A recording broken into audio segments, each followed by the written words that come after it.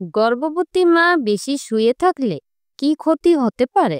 গর্ভাবস্থায় বিশ্রাম দরকার ঠিকই, কিন্তু সারাদিন শুয়ে থাকলে হতে পারে অনেক অজানা ক্ষতি। যেমন বেশি সময় শুয়ে থাকলে শরীরে রক্ত সঞ্চালন ব্যাহত হয়, ফলে হাত পা ফুলে যেতে পারে।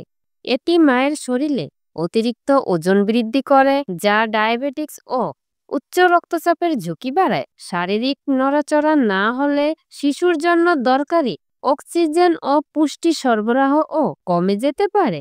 মানসিক দিক থেকেও ক্ষতি হয়। বেশি শুয়ে থাকলে উদ্বেগ, ক্লান্তি ও অবসাদ বেড়ে যায়।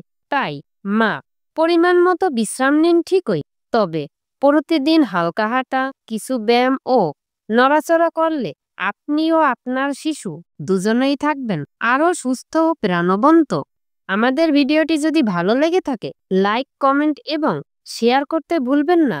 আর যদি আপনি ইউটিউব থেকে দেখে থাকেন, তাহলে আমাদের চ্যানেল রিপাস হেলদি টিপস চ্যানেলটি অবশ্যই সাবস্ক্রাইব করে আমাদের পাশে থাকবেন। ধন্যবাদ সবাইকে।